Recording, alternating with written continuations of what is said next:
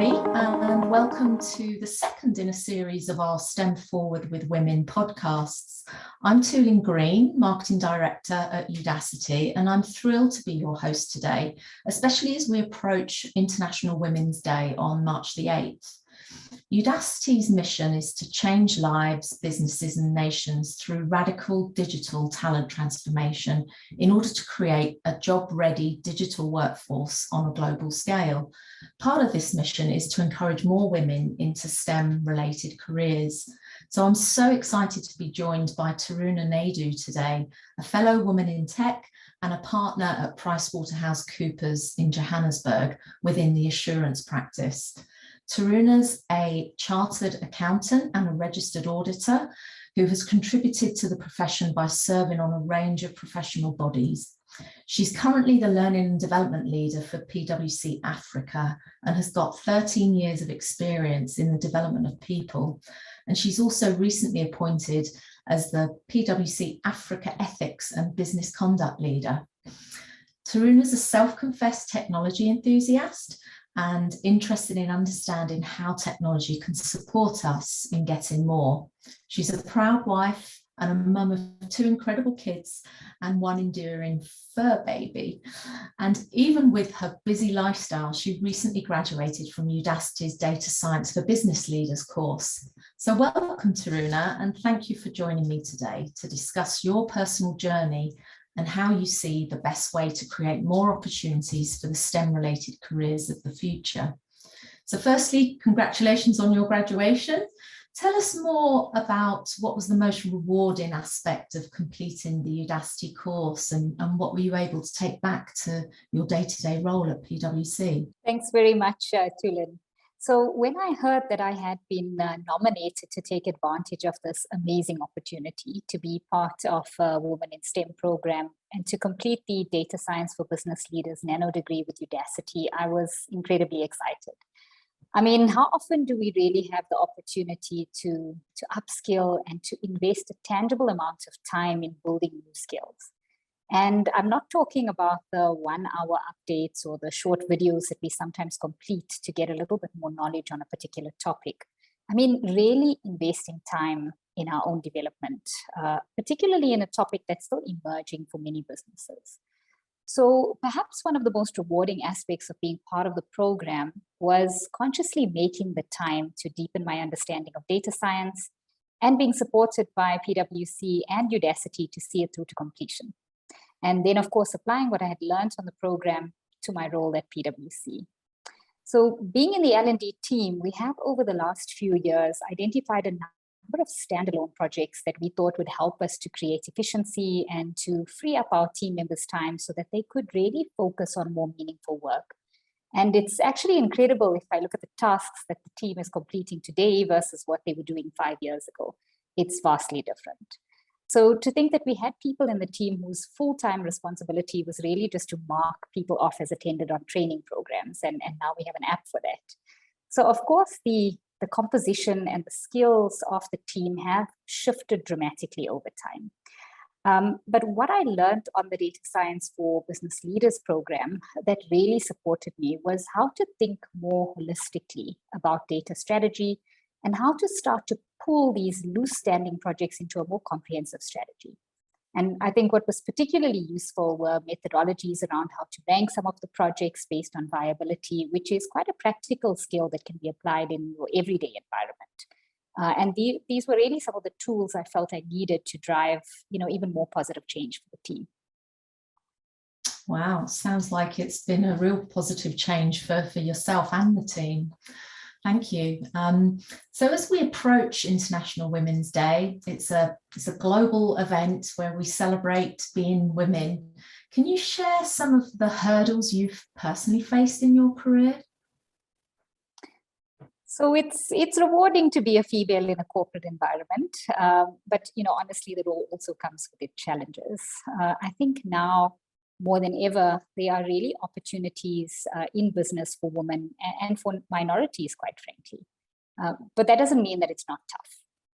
So when we created this impetus for change and we set targets like percentage representation of women in leadership positions, unfortunately, I think there's also an ugly side. And sadly, it has given rise to a lack of trust in individuals' ability. So a form of bias. And for me personally, I think what it's meant is that I've sometimes doubted my own abilities, and I'd question why I was being given a particular opportunity or why I've been given a seat at the table. And I think it really fed my limiting beliefs. And I've had to fight to remind myself on an ongoing basis that there's unique value that only I can add. Personally, I have to say, I've also felt a sense of isolation and exclusion. I mean, even when I was in a room full of professional men, breaking in and getting the recognition that someone deserves is sometimes not easy. And part of our role really as women leaders is to shift mindsets and to transition the culture at the leadership levels from a boys' club to one that enables women to achieve some of these top ranking positions. There are unfortunately unspoken conditions in a corporate environment, and I have to say I've faced some of these headwinds in my own journey to leadership. For example, assumptions being made about whether I'm committed to a particular project or committed to the firm, because I needed to integrate my home and my work life. I needed to cook for my family, spend time caring for my kids. But what I've seen over the last 2 years, and one of the benefits that have come out of COVID, is that many of us have personally experienced, the opportunities that were available to us to really reassess what's important in our lives. And it forced us to rethink what was possible, how we work, where we work, when we work. And I hope that we don't lose sight of the many lessons that the pandemic has brought, and that we use some of the changes that we've introduced as a stepping stone to a more inclusive corporate culture. So these personal experiences have really fueled my interest in learning and development. I honestly believe that education plays a key role in developing a more inclusive workplace. And the lack of inclusivity can traumatize women. You could live in fear of work, and this in turn really does undermine our performance, which reinforces the dominance of men. So education and the support of young women professionals early on in their careers is essential for me if we want to break out of some of this cycle. No, you raise a very important, few points in that, that imposter syndrome that women face is real and not often, out there in the open. I know I've experienced that myself, and I can relate to that completely. And I heard a very interesting quote from a STEM Forward with Women conference that we ran at Udacity last year, where the change has to start by women who have sons, and bringing them up in an inclusive culture where women and men are equal.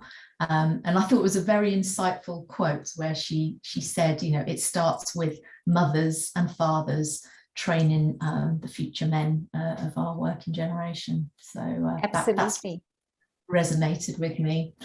Yeah, as a mom to a 12-year-old boy, I completely identify.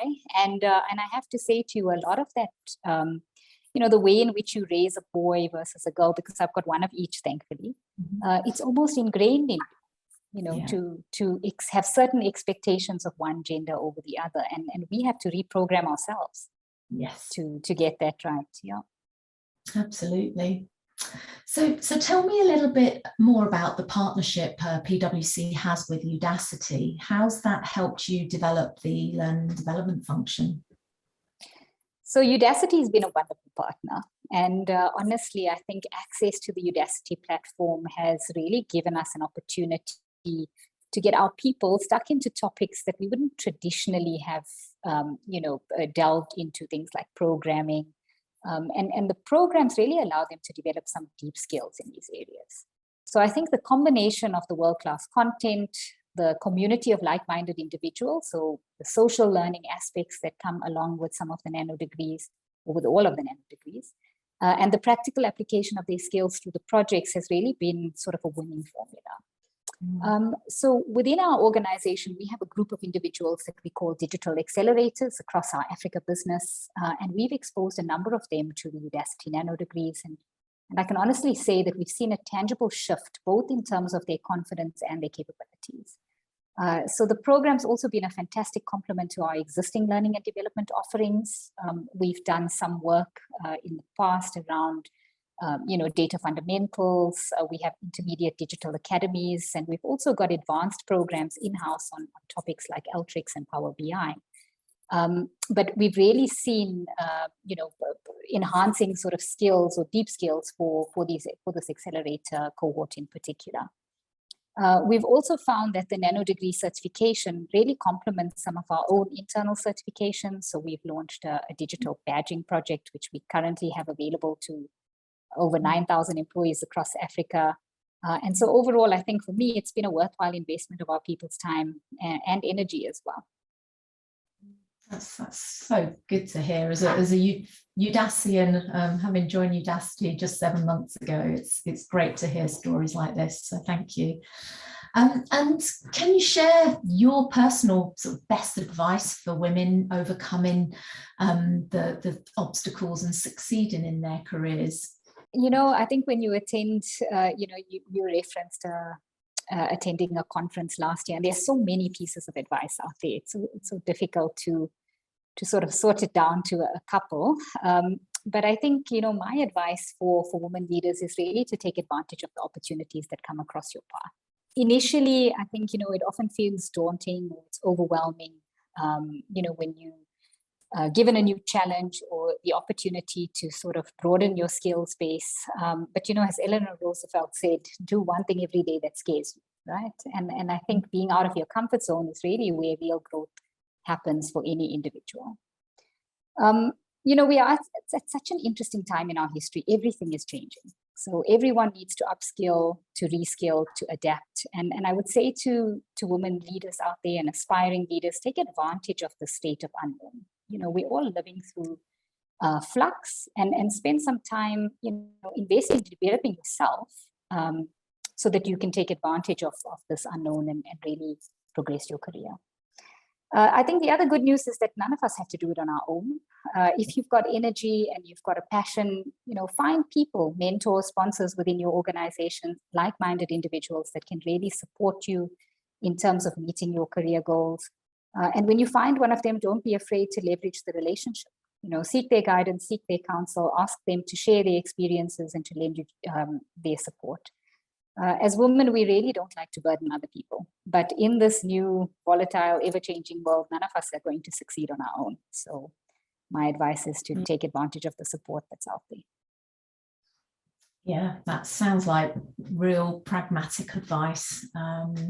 And one that I can take heed of as well. I remember there was a book that a former HR leader that I used to work with recommended. I forget who the author is, but it was Who's in Your Personal Boardroom, and that refers to the mentors that you mention, and take, grab those opportunities to have in your network. So yeah, very, very sound advice. Thank you, Taruna. Well, we could chat all day, really, but I want to thank you so much for your time and sharing your perspective and the insights with me and the listeners of this podcast on how we can really make a step forward in closing the gender gap in STEM-related fields. I enjoyed our conversation very much, so thank you for your time again. Thank you for having me.